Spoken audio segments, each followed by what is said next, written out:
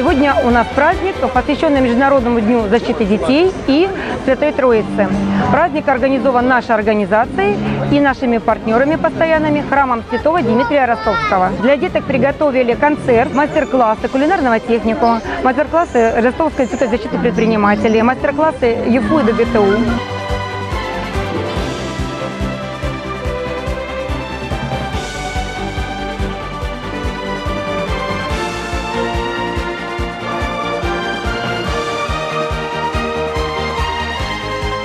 Мастер-классы, как делать игрушки из овощей и фруктов, как канапе делать.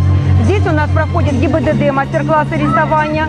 Там у нас Ростовский институт защиты предпринимателей с детками тоже лепит, пальчиковые краски, пластилин. В организации этого праздника принимало очень много партнеров, друзей наших.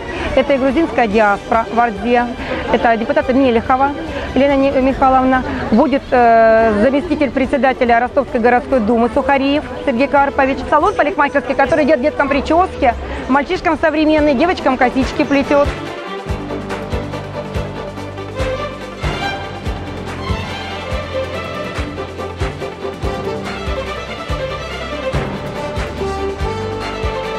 Здесь дети со всего города Ростова, с совершенно различными заболеваниями. Это детки все особые, со своими мамами, папами, с сестрами, братьями.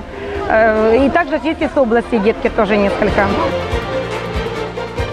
Грузинская диаспора присоединилась к данному празднику и отмечает вместе с детьми День защиты детей уже 5-й год. У нас юбилейная дата, как и изначально начали отмечать этот праздник вместе с храмом Дмитрия Ростовского, с приходом храма Святой Нины, кстати, который строит грузинская диаспора, и вместе с организацией «Ветер перемен».